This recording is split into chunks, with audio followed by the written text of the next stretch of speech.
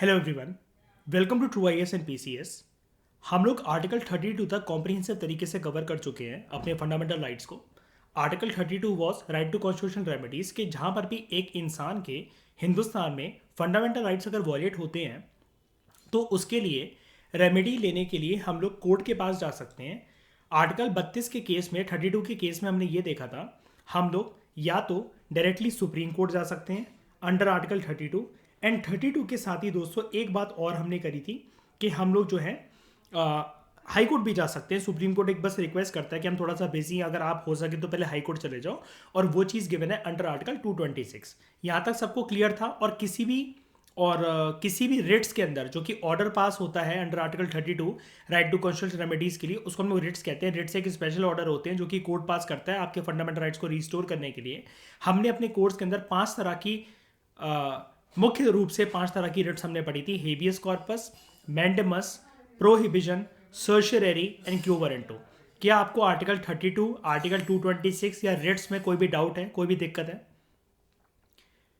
बताओ। नहीं ना? और इसी आर्टिकल को अंबेडकर जी ने क्या बोला था, ये कॉन्स्टिट्यूशन का क्या है? Heart and soul. Heart and soul, ठीक है। तो arm forces and fundamental rights, article 33 जो है ये ना मौलिक अधिकारों की बात करता है आर्म फोर्सेस के लिहाज से। अब ये चीज़ मैं समझाता हूँ। जैसे शाइनी, आपके पापा आर्मी में काम करते हैं। हमारे ग्रुप में जो ठकुराइन है ईशा ठाकुर, उसके फादर भी आर्मी में काम करते हैं। आप लोगों के फादर आर्मी में ऑफिसर्स हैं, ठीक है। अब क्या होता है, अगर यहाँ पर आर्म फोर्सेस को अगर थोड़ा सा वर्ड में हटा भी दूँ और जनरल अगर मैं बात करूँ, हमारे देश में सो कॉल्ड जो ऑफिसर्स हैं, ऑफिसर जो है, और अगर मैं उनको बोलूं वो प्रॉपर तरीके से हमारे देश की रखवाली करने वाले ऑफिसर्स हैं, ऐसे वाले ऑफिसर्स हैं वो, ठीक है। अब इनके मौलिक अधिकारों पे ना जर्नली, जैसे हम कहते हैं कोई भी फंडामेंटल राइट एब्सोल्यूट नहीं है। मेरी बात ध्यान से सुनना, ये वाला लेक्चर आर्टिकल 33 के कंटेक्स में बहुत इंपॉर्टेंट लेक्चर है, बहुत ज़्यादा। यूपीएससी क्योंकि एग्जॉस्ट हो चुका है फंडामेंटल राइट्स के बारे में पूछ पूछ कर, क्वेश्चन बैंक बना बनाकर। अब वो फंडामेंटल राइट्स शुरू होते हैं जनरली आर्टिकल 12 से, और वो लेकिन जो डिस्कशन स्टार्ट होती है प्रॉपर तरीके से वो 14 से होती है। अब यूपीएससी को अगर पूछना होगा तो वो आर्टिकल 12 और 13 प्लस 32 के बाद जाकर अब वो 33 एंड 34 को कोट करके पूछेगा। तो ये चीज़ आप अच्छे से सुनना, क्योंकि इसके बारे में पिछले एक डिकेड में बहुत कम क्वेश्चंस आए हैं। आर्टिकल 12, 13, 33 एंड 34, ये चार आर्टिकल ऐसे हैं। मैं आपको फिर से बोल रहा हूँ कि आने वाले टाइम के अंदर साल 2023 से लेकर 2028 तक अगर फंडामेंटल राइट के ऊपर क्वेश्चन बनता है तो आप इन्हीं आर्टिकल से एक्सपेक्ट कर सकते हो अच्छी तरीके से। मैं आने वाले 2 से 3 साल 4 साल की बात कर रहा हूँ आपसे यूपीएससी में, ठीक है। मेरी बात ध्यान से सुनो। कुछ जो ऑफिसर्स हैं हमारे देश में जो कि देश की रखवाली करते हैं, देखो उनके पास हो सकता है बहुत ऐसी सीक्रेट इन्फॉर्मेशन हो जिस भी स्टेट में वो तैनात हो, जहाँ पर भी वो पोस्टेड हो, बॉर्डर से रिलेटेड कोई इन्फॉर्मेशन हो, दुश्मन के ऊपर आक्रमण करने के लिए कोई प्लान बना रखा हो उनके जवानों ने, उनके ऑफिसर्स ने, उनके सीनियर्स ने, उससे रिलेटेड कोई प्लान हो। इंडिया जो है, अब ये जो ऑफिसर्स होते हैं, जो आर्म फोर्सेज होती हैं, आपको एक चीज़ और पता होगी अगर आपने कंटेम्प्रेरी वर्ल्ड पॉलिटिक्स के लेक्चर्स मेरे साथ अटेंड करे हैं अशप्रीत, ये यूएन के पीस कीपिंग फोर्सेस का पार्ट भी होते हैं हमारे ऑफिसर्स, कहीं कहीं जाते हैं, है ना? है ना? तो अब हो सकता है कि वहाँ से ये कुछ इन्फॉर्मेशन वगैरह लेकर आए हों सीरिया से, या फिर आईएस के ऑपरेशंस किस प्रकार से चलते हैं, कौन कौन सी कंट्री के हैं, मतलब बहुत सारी चीज़ें। अब देखो, सिर्फ ये कहकर के हम इस देश के नागरिक हैं भारत के, अगर हम भारत के बाहर काम कर रहे हैं, भारत के अंदर काम कर रहे हैं, इनके पास मौलिक अधिकार जितने नॉर्मल नागरिक के पास होते हैं ये उतने एंजॉय नहीं कर सकते हैं। इसके ऊपर थोड़ा सा प्रतिबंध लगाना पड़ता है। ये वाली बात कोई नई बात नहीं है, इसमें आपको याद होगा हमने प्रीवियस चैप्टर के अंदर भी करी, प्रीवियस चैप्टर्स के अंदर भी करी है लक्ष्मीकांत के अंदर। लेकिन वहां पर थोड़ी सी झलक थी जब मैंने आपको ये बोला था हम फंडामेंटल राइट के चैप्टर के अंदर इसके बारे में डिटेल डिस्कशन करेंगे, और ये है वो आपके सामने डिस्कशन जिसके बारे में हम ये वाली बात करने वाले हैं आर्टिकल 33 के अंदर, कि आर्म फोर्सेस या देश की रखवाली करने वाले वो ऑफिसर जो कि अलग अलग डिपार्टमेंट, अलग अलग फोर्सेस के नाम पर जो तैनात हैं, अलग अलग एरियाज में, अलग अलग रीजन में तैनात हैं, वो देश के बॉर्डर्स की रखवाली कर रहे हैं, देश के अंदर किसी प्रकार का कोई काम कर रहे हैं वो कुल मिलाकर आर्म फोर्सेस का पार्ट, इंटेलिजेंस ऑफिसर्स का part, research and analysis wing raw का पार्ट, या किसी भी चीज़ का पार्ट। लेकिन फिर भी वहाँ पर एक इम्पॉर्टेंट बात दोस्तों ये होती है कि उनके पास इतने अधिकार नहीं है कि टीवी के सामने आकर या किसी भी पर्सन को वो एक इंफॉर्मेशन कोई लीक कर सकें, क्योंकि उस वजह से हमारे देश की दो चीज़ें हार्म हो सकती हैं, एक सिक्योरिटी और दूसरी सॉवरेनिटी।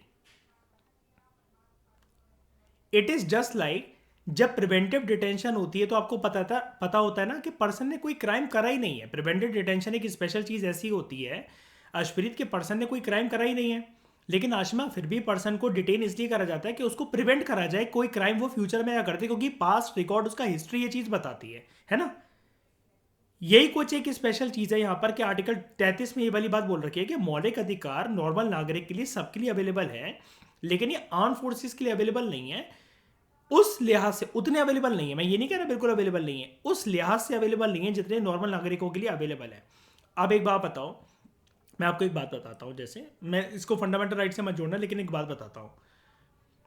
आप लोगों के दिमाग में एक चीज़ आती होगी ना कभी कि जब इतने सारे ऑफिसर्स जो होते हैं, कुछ कुछ बंदियाँ कितनी स्मार्ट सी हॉट सी दिखती हैं, कुछ बंदे होते हैं आपको जो हैंडसम स्मार्ट लगते होंगे, जो लबासना जाते हैं आईएएस आईपीएस आईआरएस ऑफिसर बनते हैं, और लबासना में जाकर, वैसे तो आईएएस की तो पूरी पूरी ट्रेनिंग वहाँ चलती है, लेकिन जब ये सारे के सारे फोर्सेस की जब ये अपने अपने जो स्टेट के जो सेंटर्स होते हैं वहाँ पर ट्रेनिंग लेकर आने के बाद जब ये लबासना में एक जॉइंट मीटअप होता है इनका, तो आपको दिमाग में आता होगा ना कि यार ये लोग 2 महीने के लिए वहाँ पर व्लॉगिंग चैनल क्यों नहीं खोल लेते अपना, है ना, कि मतलब काइंड ऑफ करके लबासना के बारे में एक एक चीज़ दिखाएं कि उसके किचन में क्या बन रहा है ना, बर्फ़ के अंदर क्या है, हम बंदी के साथ कहाँ बैठे, ठीक है, ठंड में जब किस करी तो होठ चिपक गए।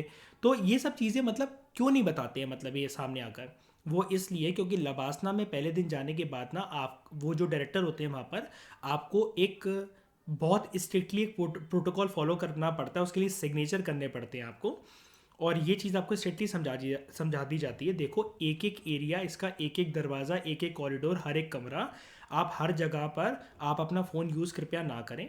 आप जो भी फोटोज़ और वीडियोस खींच रहे हैं आप अपने तक रखें, पूरा पूरा उसे मतलब यूज़ करें, दिन भर अगर वीडियो ऑन करके रखनी है तो आप करें, लेकिन कैसे भी तरीके से वो यूट्यूब पे या सोशल मीडिया प्लेटफॉर्म्स पे अपलोड नहीं होना चाहिए, क्योंकि इससे जहाँ पर ये ट्रेनिंग ऑफिसर्स हैं वहाँ पर उनकी सिक्योरिटी और इस बिल्डिंग के स्ट्रक्चर्स की सिक्योरिटी पे खतरा हो सकता है। एक बारी ऐसे ही एक अटैक भी हो गया था लबासना के ऊपर, मसूरी के ऊपर अटैक हो गया था, तो एकदम से आर्म फोर्सेस वगैरह सारे के सारे आए थे, क्योंकि यहाँ पर कोई भी अटैक का ये मतलब है भाई इतनी मुश्किल से अटेम्प्ट देकर बंदा पहुंचा वो तो छोड़ दो, लेकिन मतलब 150-250 आईएएस आईपीएस आईआरएस ऑफिसर्स एक साथ मारे जा सकते हैं अगर कोई भी अगर अटैक वगैरह यहाँ पर हो गया। सिमिलरली जब आप लोकसभा राज्यसभा प्रोटोकॉल बनते हो ना, तो आपको प्रमुख रूप से ये चीज़ समझा दी जाती है, देखो आप यहाँ पर एंजॉय करते हो, आप यहाँ पर कुछ भी करते हो, कुछ भी करो, लेकिन ये वीडियो जो है ना कि पार्लियामेंट के अलग अलग जो चेंबर्स हैं, कि आप कभी कभार किसी मंत्री से मिलने गए उसके चेंबर के अंदर, आप लोकसभा राज्यसभा का एक एक डिटेल यहाँ पर सोशल मीडिया के अंदर नहीं दे सकते, हर एक कमरे में जाके व्लॉगिंग नहीं कर सकते, आप वॉशरूम की फोटो खींच कर भेज रहे हो, ये देखो मैं कितना महान बन गया, मैं लोकसभा के अंदर सुसु करने आया हुआ हूँ, ठीक है, लाइफ हो तो ऐसी हो। तो ये सब चीज़ें जो होती है ना, अब नॉर्मल सिटीजन तो आपने देखा होगा हमारे देश के जो गवार लड़के या गमट्टी जो लड़की हैं वो तो कैसी भी हरकतें करती हैं सोशल मीडिया प्लेटफॉर्म वगैरह पे आकर, उनके पास प्रॉपर मौलिक अधिकार है, उनको कोई अरेस्ट करके थोड़ी ना लेकर जा सकता है कि अगर वो निंदा भी कर रहे हैं प्रधानमंत्री की, अब कुछ भी करके कहीं पर भी वो वीडियो वगैरह फोटो खिंचवा रहे हैं। लेकिन हमारे देश में कुछ एक जगह और आपकी पोस्ट के ऊपर बहुत कुछ डिपेंड करता है कि आपके पास जिस प्रकार की इंफॉर्मेशन या जहां पर आप काम करते हो उस डिपार्टमेंट, उस बिल्डिंग, उस रीजन की इंफॉर्मेशन देश के लिए या कभी कभार नंबर ऑफ नागरिकों के लिए खतरा पैदा कर सकती है, तो आपके मौलिक अधिकारों की इंटेंसिटी को थोड़ा सा कम कर दिया जाता है। ये वाली बात जो आर्म फोर्सेस एंड दूसरी other forces plus important officers like intelligence bureau के ऑफिसर, पुलिस डिपार्टमेंट के ऑफिसर्स, कोई जो है नारकोटिक्स कंट्रोल ब्यूरो के ऑफिसर, जैसे फोर्स मूवी के अंदर जॉन अब्राहम जो था, जो ऑफिसर था नारकोटिक्स कंट्रोल ब्यूरो, वो आईपीएस था, एसीपी था, लेकिन नारकोटिक्स के अंदर काम करता था, सीक्रेट एजेंट था काइंड ऑफ, मतलब नॉर्मल ड्रेस में वो रहता था। ऐसे ही रॉ के ऑफिसर्स होते हैं, एक था टाइगर सलमान खान वगैरह, जैसे ये जो ऑफिसर्स होते हैं, इनके मौलिक अधिकार आप सोच के देखो, अगर ये फुल तरीके से यूटिलाइज करने लगे तो कितना ज़्यादा हार्म हो सकता है किसी भी चीज़ को। और फिर एक और बात बोली जाती है कि कभी भी आईएएस ऑफिसर्स वगैरह को या आईपीएस को अगर कोई भी दिक्कत होती है ना नेताओं वगैरह से, इनकी एक प्रॉपर तरीके से लॉबी होती है, लॉबी। अपने सीनियर्स वगैरह का पूरा एक ग्रुप होता है इनका, उस डिपार्टमेंट नहीं बोलना चाहिए हमें उसको, क्योंकि वो कोई सरकारी विभाग नहीं होता। सीनियर आईएएस आईपीएस ऑफिसर से मिला हुआ एक लॉबी होती है, जिसमें अगर कोई भी बात होती है तो वो senior group of IAS officers वगैरह प्रधानमंत्री जी को या किसी भी मंत्री ने अगर बदतमीजी करी है आपके साथ, तो उसके साथ डायरेक्टली वो बात करेंगे, सामने बुला कर जो भी करके। लेकिन आपको ये बोला जाता है कि आप डायरेक्टली ना टीवी वगैरह पे जाकर ये सब चीज़ें रिवील मत करो कि उन्होंने ऐसा कर दिया, इस बात पे वो चिढ़ गए, ये देखो मुझसे वो करप्शन करने के लिए कह रहे थे, मैं कैसे कर सकता था ये वाला काम। यहाँ पर ये समझाया जाता है कि देखो आपकी पोस्ट की एक मान मर्यादा है, उसकी मर्यादा को कायम रखो, बच्चों की तरह निब्बा निब्बी की तरह जाकर बाबूश होना और रोना रोना मत करो टीवी के ऊपर जाकर, ठीक है। और या फिर मीडिया वालों को मत करो, क्योंकि तुम्हारी जो बात है जिस पे भी तुम बगावत पे उतर आए हो, वो चीज़ खोद खोद कर फिर मीडिया वाले निकालेंगे, और वो चीज़ क्या कहते हैं, हमारे डिपार्टमेंट के लिए या इंटरनल इन्फॉर्मेशन के लिए ठीक नहीं है। तो आपके मौलिक अधिकारों की इंटेंसिटी थोड़ी सी कम होती है एज़ कम्पेयर टू नॉर्मल नागरिक। अब ये प्राउड करने वाली चीज़ भी है, और कि जिन लोगों को लगता है कि ये थोड़ा सा गलत है, तो लगने से कुछ नहीं होता। देखो आपकी पोस्ट की एक मर्यादा है, बस कुल मिलाकर बात ये है, आप हर चीज़ लीक नहीं कर सकते। कल को आप में से कोई एक आईपीएस बना और वो इतना इंटेलिजेंट है आप में से कोई कि उसको रॉ में पोस्टिंग मिल गई, रिसर्च एंड एनालिसिस विंग में या इंटेलिजेंस ब्यूरो में मिल गई या एनसीबी में, नारकोटिक्स कंट्रोल ब्यूरो में मिल गई, तो अब आप ये थोड़ी ना करोगे आशमा, तू ये थोड़ी ना दिखाएगी, देखो दोस्तों ये चरस होता है, ये गांजा होता है, कोकीन होती है, ब्राउन शुगर होता है, हीरोइन होता है, देखो मैं आपको इनटेक करके अभी दिखाती हूँ, मुझे देखो भोलेनाथ की भी प्राप्ति होगी, देखो मैं भोले की गोली खा के दिखाती हूँ, और अभी देखो शिवजी प्रकट होंगे। अच्छी लगेगी तो ये सब करते हुए यूट्यूब पे, है ना। कि मैंने देखो अभी ना ड्रग माफिया को एक मैंने पकड़ा है, 500 किलो ही हीरोइन है। तो दोस्तों देखो, मैं हालांकि हमारे डिपार्टमेंट ने बोला है कि इसको क्या कहते हैं ठिकाने लगाना है, इसको जलाना है, लेकिन आप सोच के देखिए दोस्तों कि अगर हम इसको बेच दें तो इंडिया की जीडीपी कितनी ज़्यादा कंट्रीब्यूट इंक्रीज हो सकता है उसके अंदर। अच्छी लगेगी आज मैं तो ऐसी बात करते हुए टीवी पे, मतलब समझ गए ना। आज मैं ये वाली हरकतें तेरे घर पे तेरे कमरे में अच्छी लगती हैं, लेकिन ऑफिसर बनने के बाद अच्छी नहीं लगेंगी, है ना। आप लोगों को कंटेक्स्ट समझ में आया इसका, ये पूरा का पूरी डिस्कशन का बताओ, आ गया पूरी तरीके से। ये क्वेश्चन मैंने इतना डिटेल में इसलिए बताया क्योंकि आपसे ना इंटरव्यू रूम में पूछा जा सकता है कि अगर आप कल को ऑफिसर बन गए, आपकी डिस्ट्रिक्ट में पोस्टिंग होगी, तो आपके ऐसे कौन से मौलिक अधिकार होंगे जिनकी इंटेंसिटी कम हो जाएगी। अब बैठ के आप वहाँ अगर सोचोगे ना तो आप बुद्धू लगोगे, और तब तो और ज़्यादा बुद्धू लगोगे जब आपके फॉर्म पे ये लिखा होगा कि इस बंदी या बंदे का ऑप्शनल पीएसआई आ रहा है, ठीक है। इसलिए मैं कहता हूं पीएसआईआर ऑप्शनल के लिए सबसे पहले लक्ष्मीकांत पे अगर कमांड नहीं है तो ऑप्शनल पढ़ना बेकार हो जाता है। अपने देश की राजनीति और संविधान को तो समझ लो, तब जाके समझना दूसरे कंट्री की राजनीति और संविधान को। तो चलो अब स्टार्ट करते हैं फाइनली आर्टिकल 33 के बारे में, आर्टिकल 33 के बारे में। आर्टिकल 33 सबसे पहले तो सबसे इंपॉर्टेंट क्वेश्चन तो यही बन जाता है, पार्लियामेंट को एम्पावर करता है। पार्लियामेंट को किसको एम्पावर करता है? पार्लियामेंट को, और किसी चीज़ को नहीं, और किसी बॉडी को नहीं। क्या, किस चीज़ के लिए? कि पार्लियामेंट जो है ना, वो कोई ऐसा कानून बनाकर ला सकता है जिससे आर्म्ड फोर्सेस के मेंबर के, पैरामिलिट्री फोर्सेस के मेंबर्स के, पुलिस फोर्सेस के, इंटेलिजेंस एजेंसीज में काम कर रहे ऑफिसर्स के, और एनालॉगस फोर्सेस। अब ये एनालॉगस फोर्सेस का मतलब ये होता है इससे जुड़ी हुई जो भी फोर्सेस है, और इसके अंदर वो डेफिनेशन आ जाती है कि if you are a cabinet secretary, state secretary, IB के ऑफिसर हो, नारकोटिक्स कंट्रोल ब्यूरो के ऑफिसर हो, रॉ रिसर्च एंड एनालिसिस विंग के पार्ट हो, ठीक है, ये चीज़ है। तो एनालॉगस सर्विस समझ गए ना, मतलब जो जिनका ऐसे ही सिमिलर नेचर सा काम है जिनका, ठीक है। इन मेंबर्स के जो राइट्स हैं दे कैन बी रिस्ट्रिक्टेड, या फिर किसी किसी मामले के अंदर कंप्लीट तरीके से छीने भी जा सकते हैं, एब्रोगेट करे जा सकते हैं, कि किसी भी हालत के अंदर ये चीज़ नहीं होनी चाहिए रिवील। अब एक बार बताओ, क्या राइट टू स्पीच हमारा एक मौलिक अधिकार है हिंदुस्तानी का? क्या ये वाला राइट हम सिर्फ हिंदुस्तान में ही एंजॉय करें, या फिर अगर मतलब हम किसी को हार्म नहीं कर रहे हैं, हर्ट नहीं कर रहे हैं, क्या हम ये वर्ल्ड में कहीं पर यूज़ कर सकते हैं जहाँ पर हम कलेश मचा कर ना आए और भारत का नाम बदनाम ना हो? क्या हम यूज़ कर सकते हैं ऐसा? यूज़ कर सकते हैं ना। लेकिन सोचो ज़रा सौगंधा, आप रॉ के ऑफिसर हो और आईएसआई जैसा आपका एक था टाइगर जैसी कहानी बन गई, और वहाँ के आप बंदे को मतलब वो बोल रहे हो, है ना, कि आओ मैं तुम्हें एक इन्फॉर्मेशन देती हूँ बहुत बढ़िया, जिससे पाकिस्तान की जीडीपी देखना रातों रात $1 ट्रिलियन इकॉनमी हो जाएगी। आओ बैठो मेरे साथ बॉर्डर पे, आओ चाय लेकर आओ। क्या होगा फिर? आपको आपके सीनियर ऑफिसर बताओ ज़रा आशिमा सौगंधा को जान से मार सकते हैं कि नहीं मार सकते इस बात पे? एक था टाइगर का मूवी का शाइनी पहला सीन, जब वो सलमान खान अपने काम कर रहे रॉ के एजेंट को लेने आता है, वो मनाने की कोशिश करता है ना, वो लेकिन मानता नहीं है कि देख यार हमें रॉ इतना पैसा नहीं देती, और आईएसआईए में देख बहुत पैसा है, और इन्फॉर्मेशन लीक करने का देख कितना पैसा है। लेकिन फिर भी सलमान खान क्या मानता है, क्या मार देता है उसको, है ना। ये चीज़ है। तो शाइनी, ये शाइनी कह रहा हूँ सौगंधा, ऐसी बॉडी गायब होगी कि कोई जानेगा भी नहीं कि इसका आधार कार्ड कभी था कि नहीं था। ठीक है। और फिर आप ये भी नहीं कह सकते, तुम्हारी आत्मा भले डिबेट करती रहे इस बात पे, यार मेरे तो मौलिक अधिकार था, मेरे को पागल बनाया, बचपन से पॉलिटी याद करवाई, लक्ष्मीकांत याद करवाई, फंडामेंटल राइट एंजॉय नहीं करने दिए। ठीक है। जो ऑब्जेक्टिव है इस प्रोविजन का वो ये है, ये इंश्योर करना कि जो ऑफिसर्स है ना, मैंने बोला ना आपसे अभी जब ये मैंने इसको स्टार्टिंग करवाया था टॉपिक को, अपने पोस्ट की मान मर्यादा का ख्याल रखना है। वो अपनी ड्यूटी और अपने डिसिप्लिन को मेंटेन करके इस प्रकार से रखें कि वो अपनी जो ड्यूटीज़ हैं उसको प्रॉपर तरीके से डिस्चार्ज कर सकें। वही वाली बात है जो मैंने आपसे बोली। क्या यहाँ तक किसी को कोई दिक्कत लगी है? बताओ, आगे बढ़े हम लोग, फटाफट बोलो। एनालॉगस फोर्स से मतलब इन्हीं चीज़ों से जो जुड़ी हुई है, मतलब police, military, army, raw, IB, narcotics control bureau, मतलब ऐसी सिमिलर फोर्स। अब वो सारी तो लिस्ट नहीं कर सकते हमारे देश में, तो फिर ऐसे 100+ फोर्सेज हैं। मतलब वो उनका नेचर है एक्सेट्रा जैसा, मतलब एक्सेट्रा फोर्सेस जैसे जो ऐसी नेचर की हैं। ठीक है। अब जैसे मैं ऐसे कैसे, मतलब मान लो जो एम्बेसी के अंदर काम कर रही है, इंडियन पीस कीपिंग फोर्सेज वगैरह है, अब एम्बेसी में जाकर ये थोड़ी ना ओ बेटे मैं तेरे को बताता हूँ टीवी वालों को, देखो ये कि नई इन्फॉर्मेशन हाथ लगी है मेरी, हमारे फ्रांस के साथ एक ये सीक्रेट डीलिंग भी चल रही थी, लोगों को तो पता ही नहीं है, मैं अशप्रीत कौर, मेरी रिस्पॉन्सिबिलिटी बनती है, मैं बताऊंगी सबको कि ये सबसे पहले, और हो सकता है उस चक्कर में तो इंडिया और फ्रांस के रिश्ते खराब करा दो।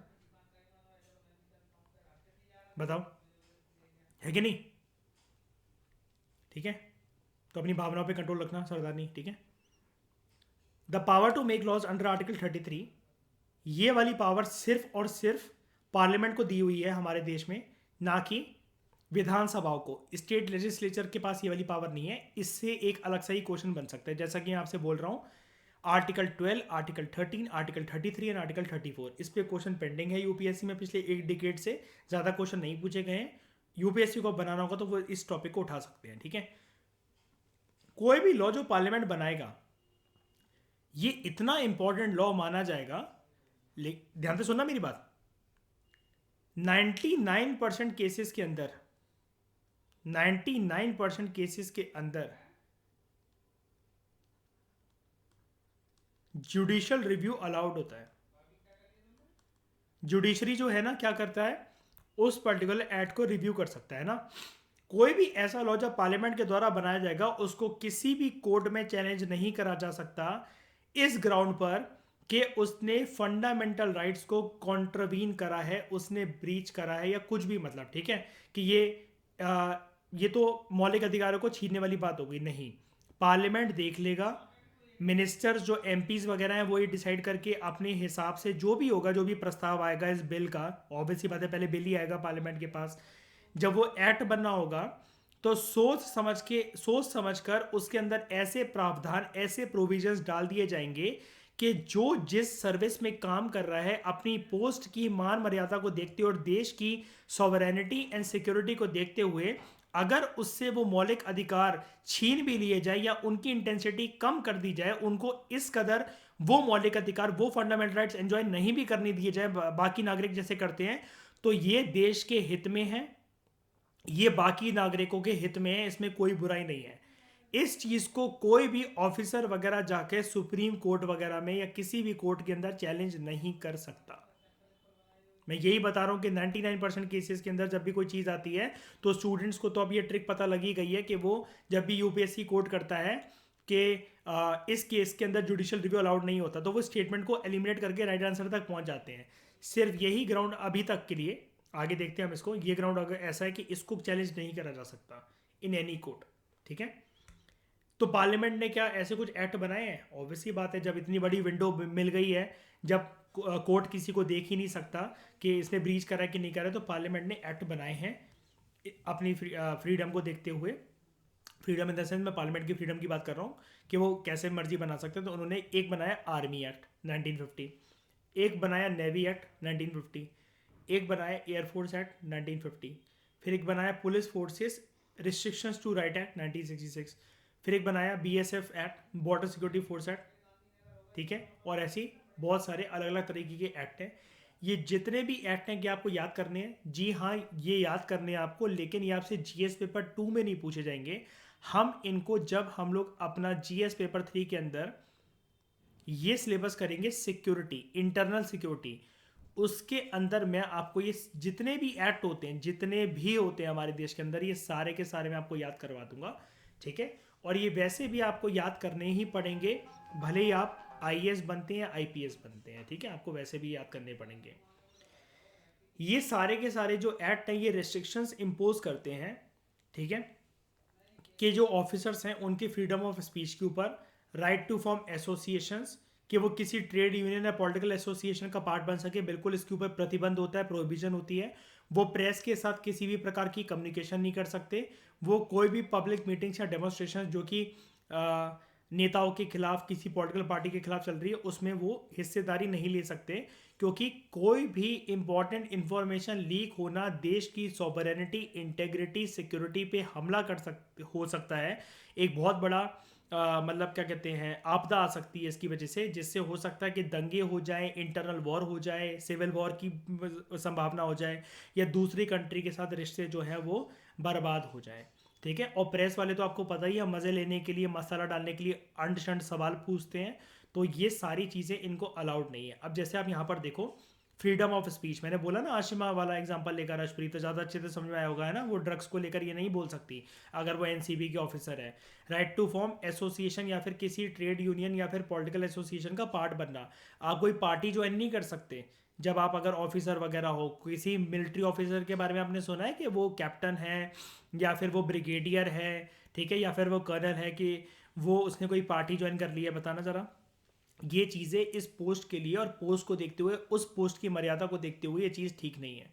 क्या आप समझ में आया? ये राइट जो है, फंडामेंटल राइट्स जो हैं, इनकी इंटेंसिटी आर्टिकल 33 के तहत आर्म फोर्सेस और जो एनालॉगस फोर्सेस हैं क्यों कम करा जाता है, या क्यों उनको छीना भी जा सकता है? बताओ, समझ में आया? अब हमारे देश में दोस्तों होता क्या है, नेशनल इमरजेंसी लगती है। नेशनल इमरजेंसी लगती है अंडर आर्टिकल 352। नेशनल इमरजेंसी क्या होती है? ये इमरजेंसी कब लगती है? जब हमारा किसी अन्य देश के साथ क्या हो जाता है, वॉर हो जाता है। जर्नली उन ग्राउंड्स पे लगती है। I am using the word generally. Martial law basically क्या होता है, जहां पर भी मिलिट्री रूल अगर कहीं हावी हो, सरकार ने पावर दे रखी हो, इस एरिया में सिर्फ मिलिट्री रूल ही करेगी, तो मिलिट्री अपने हिसाब से अपना लॉ बनाती है, जिसको हम लोग मार्शल लॉ कहते हैं।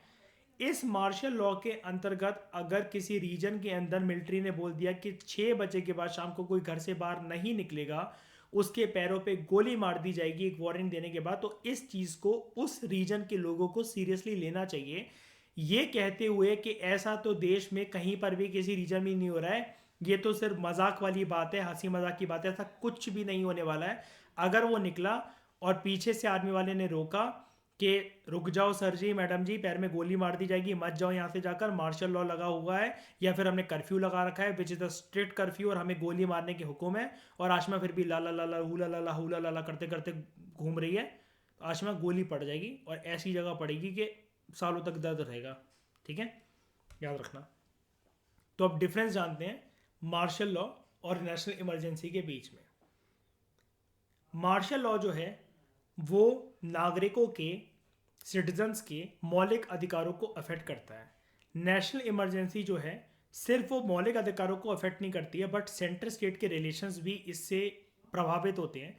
सारी पावर इमरजेंसी, नेशनल इमरजेंसी के टाइम पर जो स्टेट लिस्ट होती है, स्टेट लिस्ट हमारे देश में 3 तरह की लिस्ट होती है दोस्तों, आपको पता होगा, union list, state list and concurrent list. और ये शो करता है, ये लिस्ट क्या शो करती है कि हमारे देश में कैसा स्ट्रक्चर लाया करता है, हमारे देश में फेडरल स्ट्रक्चर लाया करता है। Power is divided between central government and state government. Union list के ऊपर सिर्फ कौन कानून बना सकता है? Central government. स्टेट लिस्ट के ऊपर सिर्फ कौन कानून बना सकता है? State government. कंकरेंट लिस्ट के ऊपर सिर्फ कौन कानून बना सकता है? Centre plus state both. Emergency के टाइम पर जो फेडरल स्ट्रक्चर होता है हमारे देश का, वो फेडरल ना रहकर वो यूनिटरी स्ट्रक्चर में कन्वर्ट हो जाता है। और स्टेट लिस्ट जो है, जिसमें सिर्फ स्टेट गवर्नमेंट के पास पावर है, वो टॉपिक्स, वो एरियाज ये रखे हैं जिसपे सिर्फ राज्य की सरकारें ही लॉ बना सकती हैं। इमरजेंसी के टाइम पर ये जो सब्जेक्ट होते हैं ये भी यूनियन गवर्नमेंट के पास आ जाते हैं। कब तक आ जाते हैं? जब तक इमरजेंसी ऑपरेशन में रहती है, जब तक इमरजेंसी चल रही होती है। ये वाली बात आप लोगों को पता होगी, नहीं भी पता थी तो ये क्या समझ में आया? बताओ,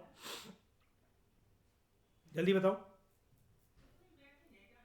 अब समझ में आया कि ये क्यों लिखा हुआ है यहाँ पर कि फंडामेंटल राइट सिर्फ प्रभावित नहीं होते हैं, सेंट्रल स्टेट रिलेशंस भी प्रभावित होते हैं। Power to make law and on any topic, वैसे हमारे देश में डिवीजन कर रखी है इस चीज़ की कि वो सेंटर और स्टेट गवर्नमेंट मिलकर बनाएंगी, लेकिन इमरजेंसी के टाइम पर, नेशनल इमरजेंसी के टाइम पर ये वाली जो पावर है सिर्फ और सिर्फ सेंट्रल गवर्नमेंट के पास चली जाती है। जिस प्रकार से रेवेन्यू डिस्ट्रीब्यूट होता है या फिर जो लेजिस्लेटिव पावर्स हैं सेंटर और स्टेट के बीच में, उस वो सिर्फ और सिर्फ पार्लियामेंट तक एक्सटेंड हो जाती है कि सिर्फ पार्लियामेंट ही देखेगा उनको। बताओ हाँ कि ना? और इसकी वजह से, नेशनल इमरजेंसी की वजह से, पार्लियामेंट का टेन्योर भी एक्सटेंड हो सकता है। पार्लियामेंट कितने साल के लिए आता है हमारे देश में? कितने साल का गठन होता है उसका?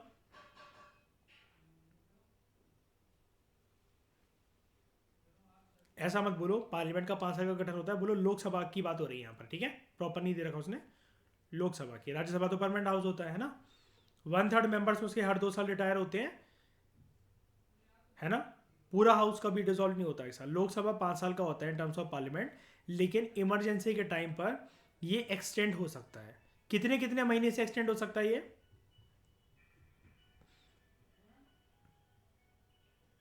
Very good. क्या ऐसा कभी पास्ट में हुआ है? 1975 में जब इमरजेंसी लगी थी, कौन थे प्रधानमंत्री हमारे उस टाइम पे? हाँ, तब उनके टाइम पर ऐसा हुआ था कि पार्लियामेंट की जो लोकसभा की जो तय सीमा जो थी 5 साल, उससे एक्सटेंड होकर रूल हुआ था पार्लियामेंट, लोकसभा का, ठीक है? उसके बाद मार्शल लॉ की बात करें। मार्शल लॉ जो है, it suspends the government and the ordinary law courts. अगर जिस भी एरिया में मार्शल लॉ आ जाए, मिलिट्री रूल आ जाए, तो उसकी वजह से जो गवर्नमेंट और जो ऑर्डनरी लॉ कोर्ट्स हैं उनकी पावर सस्पेंड हो जाती है। जबकि नेशनल इमरजेंसी के टाइम पर होता क्या है, यहाँ पर गवर्नमेंट और ऑर्डनरी लॉ कोर्ट्स हो सकता है वो कंटिन्यू रहे, ठीक है? मार्शल लॉ जो है ये इम्पोज होता है in order to restore the breakdown of law and order due to any reason. यानी कि आप ऐसा बोल सकते हो कि टेम्पररी फेज के लिए हो सकता है ये। लेकिन ये वाली बात ना हमारे देश के लिए हो रही है।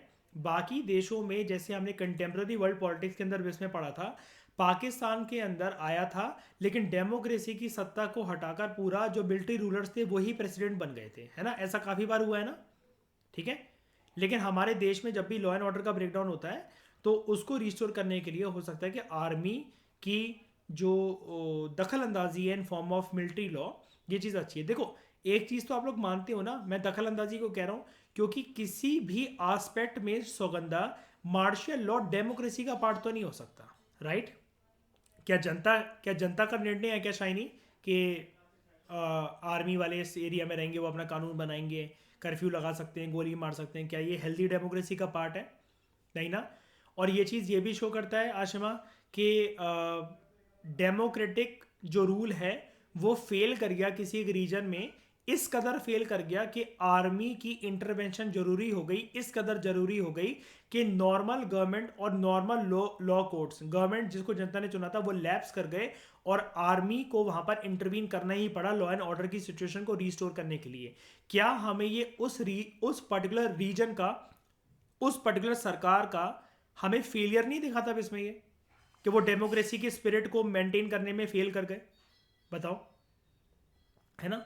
उसके बाद it can be impose only on 3 grounds. National emergency की बात हो रही है यहाँ पर। एक, या तो वॉर हो गया हमारा, या दूसरी कंट्री जो है वो एक्सटर्नल एग्रेशन दिखा रही हो, या फिर आर्म्ड रेबिलियन अगर हो गया हो तो फिर ये इम्पोज करा जा सकता है। इसके बारे में हम सीखेंगे इमरजेंसी चैप्टर के अंदर, इन तीनों वर्ड्स का डिटेल में मतलब। अभी के लिए आप सब याद रखो, वॉर, एक्सटर्नल एग्रेशन और आर्म्ड रेबिलियन, ठीक है। मार्शल लॉ जो है ये देश में पूरी तरीके से इम्प्लीमेंट नहीं होता कि जब कश्मीर से कन्याकुमारी, गुजरात से अरुणाचल, अंडमान निकोबार आइलैंड, लक्षद्वीप आइलैंड, हर जगह इम्प्लीमेंट हो जाएगा, ऐसा नहीं होता। स्पेसिफिक एरिया में जहाँ पर लॉ एंड ऑर्डर की समस्या उत्पन्न हो गई होती है वहाँ पर इम्प्लीमेंट होता है, इम्पोज होता है। और नेशनल इमरजेंसी जो है वो हो सकता है कि कंट्री के किसी एक पार्ट में भी इम्पोज हो जाए, ठीक है, या फिर पूरी कंट्री में इम्पोज हो जाए वो, ठीक है। और लास्ट पॉइंट ये है जो है, मार्शल लॉ जो है इसके लिए कोई भी प्रोविजन हमारे संविधान में नहीं है।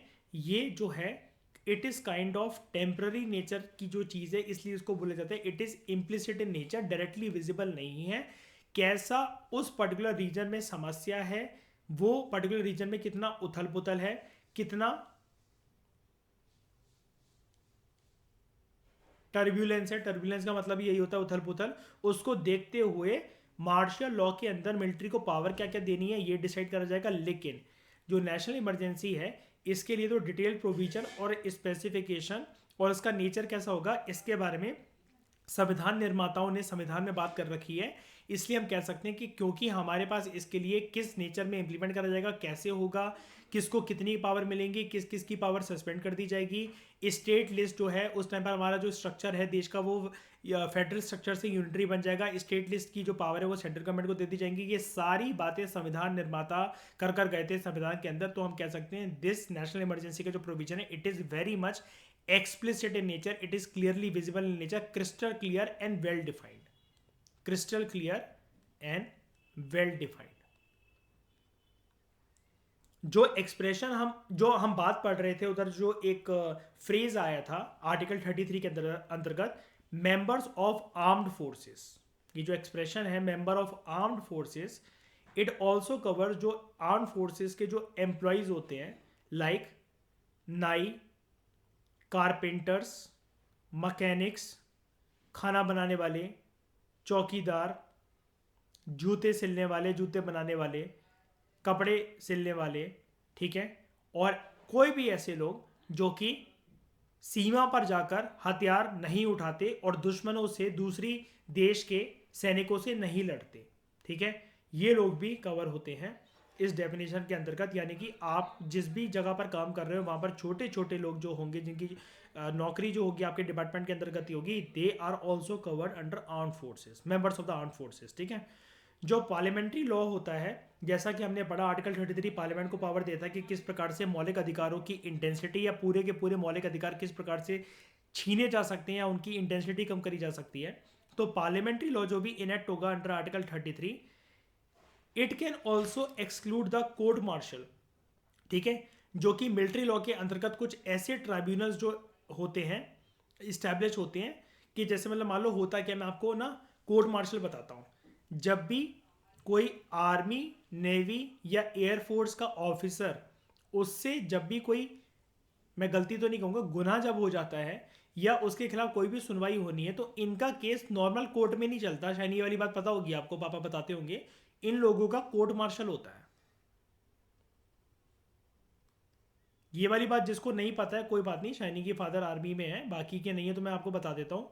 होता क्या है अशप्रीत, कि जो आर्मी वगैरह वाले ना, अगर ये मान लो कोई गोली मार दे किसी को या ह्यूमन राइट्स वॉल्यूशन करी है, कुछ भी प्रकार से चोरी चकारी करी है, या जो आर्मी का फंड है वो चुरा लिया किसी ने, किसी भी प्रकार का आरोप जो कि सिविल नेचर या क्रिमिनल नेचर के अंतर्गत आता है, हम लोग जनरली नॉर्मल जनता कहाँ जाते हैं, district court, high court, supreme court, यहीं जाते हैं ना अशप्रीत। लेकिन आर्म्ड फोर्सेस के मेंबर्स की जो सुनवाई होती है ना, या जो इनका कोर्ट होता है, इनका स्पेशल कोर्ट होता है, इसको हम लोग कहते हैं इनका कोर्ट मार्शल होता है। वो कोर्ट डिसाइड करता है। जैसे मतलब मान लो कोई आर्मी छुट्टी पर आया, ठीक है आशमा सुनना ध्यान से, कोई आर्मी मैन छुट्टी पर आया, वो सिविलियन से भिड़ गया और उसने चाकू वाकू निकालकर या अपनी बंदूक निकालकर मार दी किसी के पैर में गोली। अब ये जो केस है ना, ये इनके स्पेशल कोर्ट में चलेगा। हो सकता है इनको सर्विस से हमेशा के लिए निकाल दिया जाए, and this is not something like इसकी तारीख पे तारीख होती रहेंगी, ये एक ही बार में डिसाइड होता है, बहुत फास्ट इसकी सुनवाई होती है और क्विक डिसीजन लिए जाते हैं और डिसीजन ना बहुत हार्श लिए जाते हैं कि छोटी से छोटी गलती पर हो सकता है आपका प्रमोशन की जगह डिमोशन कर दिया जाए या आपको सर्विस से टर्मिनेट भी करा जा सकता है।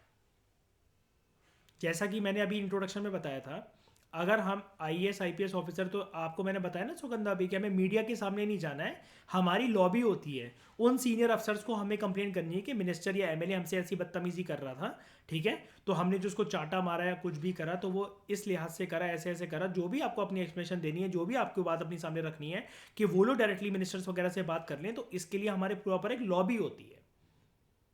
वो तो चलो एक अलग कंटेक्स्ट में मैं समझा रहा हूँ, लेकिन आर्टिकल 33 के कंटेक्स्ट में मैं आपको एक इंपॉर्टेंट बात ये बताना चाह रहा हूँ। पार्लियामेंट्री लॉ इनेक्ट करा जा सकता है अंडर आर्टिकल 33।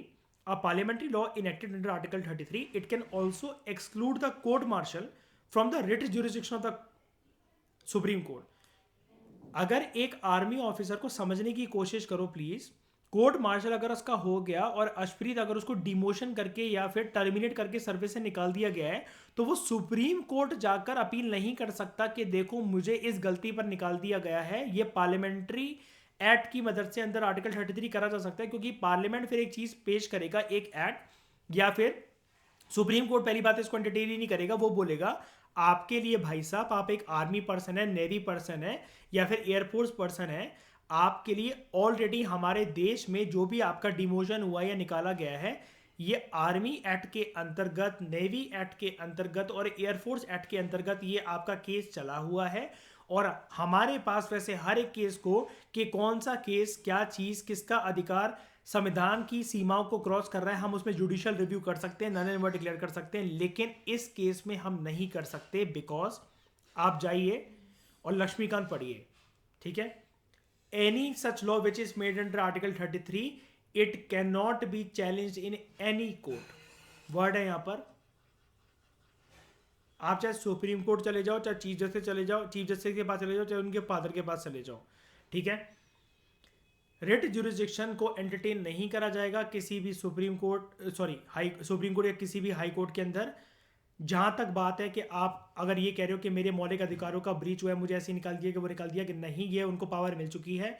अगर उन्होंने जो भी सुनवाई करी है या आपको जो भी सजा दी है, आपका डिमोशन करा है, आपको हटाया है या आपको माफ कर दिया गया है, ये कोर्ट मार्शल के अंतर्गत करा गया है। और पार्लियामेंट्री लॉ जो है, इस कोर्ट मार्शल जो हुआ है, ऑफिसर अगर वैसे चाहे तो जा सकता है सुप्रीम कोर्ट, हाई कोर्ट, लेकिन पार्लियामेंट के पास ये पावर है कि वो उनको स्टॉप भी कर सकता है कि अगर मिलिट्री लॉ को देखने वाले जो ट्राइब्यूनल्स हैं, उनकी सुनवाई के अंतर्गत अगर किसी पर्सन का, किसी भी वो फोर्स के अंदर, आर्म फोर्सेस के अंदर, army, navy, air force, intelligence bureau, raw, अगर उनका प्रमोशन, डिमोशन या टर्मिनेट हो गए, अगर वो सर्विस से कोई पेनल्टी लगी है, अगर उनको जेल भी दे दी है आर्मी वगैरह वालों ने, ठीक है, तो ये चीज़ के लिए आप अगर पार्लियामेंट चाहे तो रोक सकता है आपको कि आप सुप्रीम कोर्ट या किसी भी हाई कोर्ट नहीं जा सकते, किसी भी प्रकार की आप वहाँ पर रिट ज्यूरिसडिक्शन नहीं लगा सकते हो। आप कहोगे सर यहाँ पर रिट ज्यूरिसडिक्शन की एकदम से बात क्यों हुई है? क्योंकि दोस्तों हम लोग फंडामेंटल राइट्स का चैप्टर पढ़ रहे हैं और हमने प्रीवियस आर्टिकल में ही पढ़ा, आर्टिकल 32 के अंदर, जब भी फंडामेंटल राइट को रिस्टोर करवाना है ना, तो आप normal order, normal petition, normal PIR file नहीं करते हो, आप हमेशा कोर्ट के पास जाकर बोलते हो I am filing a writ of either habeas corpus, mandamus, prohibition, सर्शियरी और क्यो वारंटो, ताकि मेरे फंडामेंटल राइट से रिस्टोर हो। और यहाँ पर आप कहोगे कि सर यहाँ पर सुप्रीम कोर्ट और हाई कोर्ट ही क्यों लिखा हुआ है?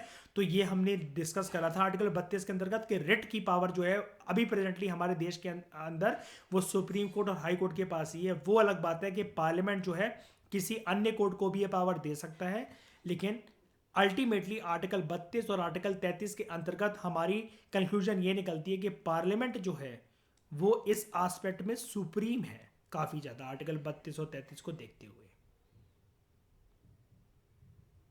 क्या आपको आर्टिकल 33 कॉम्प्रिहेंसिव तरीके से समझ में आया? एक एक करके, एक एक करके। हाँ अशप्रीत बोलो।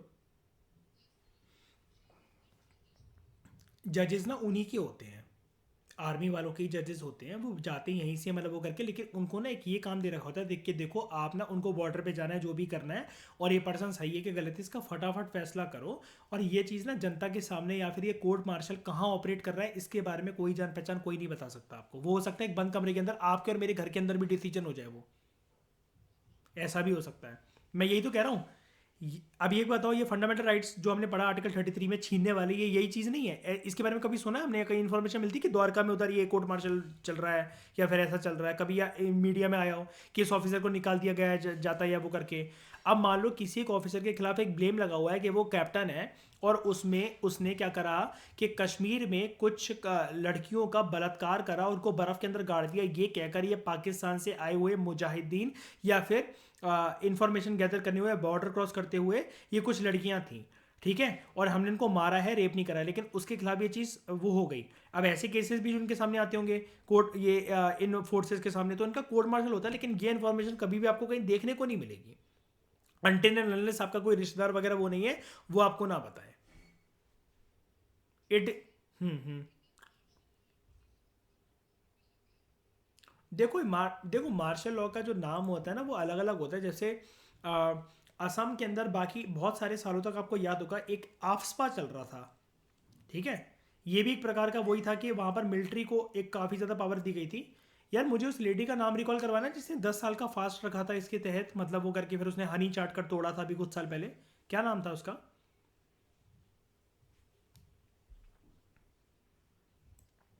इरोम शर्मिला।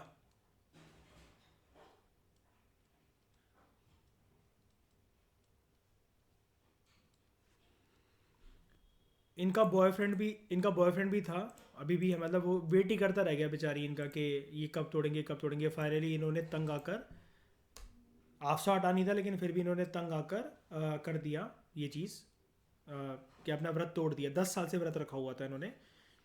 नाम था इनका इरोम शर्मिला। ये ना, हाँ असम से आप ये हटाओ कि बाकी पूरे भारत में क्यों नहीं, क्यों इम्प्लीमेंट है ये हमारी ही क्यों है सिर्फ ये चीज़ है इन्होंने शायद। हाँ तो इन्होंने बीच में तोड़ दिया था, अब नहीं है वहाँ पर, ठीक है, हटता लगता रहता है मतलब, लेकिन ये कॉन्टिन्यूसली वहाँ पर लगा हुआ था, तो ये काफ़ी ज़्यादा इन्होंने वो करा था उसके लिए, ठीक है। देखो जैसे ही व्रत टूटा, दो बच्चियाँ।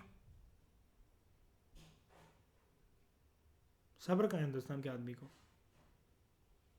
ठीक है। ये हमेशा ऐसी पाइप लगा कर ये घूमती रहती थी, ठीक है। कमज़ोरी थी काफ़ी ज़्यादा इनके अंदर, ग्लूकोज वगैरह चढ़ता रहता था इनको। 10 साल या 12 साल का कुछ इन्होंने वो फास्ट रखा था, और एक इनकी बहुत सारी मतलब डिमांडें थी, एक ये थी देखो, इससे आप सब कुछ समझ जाओगे। ये दिक्कतें आती थी, न्यूड विमेन परेड चलती थी असम के अंदर कि इंडियन आर्मी हमारा रेप करती है, आप क्यों नहीं समझते हो, आफ्सपा के तहत। और इनके खिलाफ हम कहीं सुनवाई भी नहीं कर सकते क्योंकि आर्टिकल 33 के अंतर्गत जो भी पार्लियामेंट एक्ट बनाएगा वो किसी भी कोर्ट के अंदर चैलेंज नहीं करा जा सकता। तो जो वो हमारा रेप करते हैं उसकी सुनवाई कौन सुनेगा हमारी? तो आप सोच के देखो जरा, मतलब बाकी लाए, और वो ये कहते थे कि हम अपना एरिया छोड़कर क्यों जाएं, काय को जाएं। और आर्मी ऑफिसर्स के ऊपर ऐसे ब्लेम भी लग चुके हैं कई बार। तो ये उस प्रोटेस्ट में उतरी थी पूरा पूरा कि आफ्सपा हटना चाहिए बिकॉज ऑफ दिस।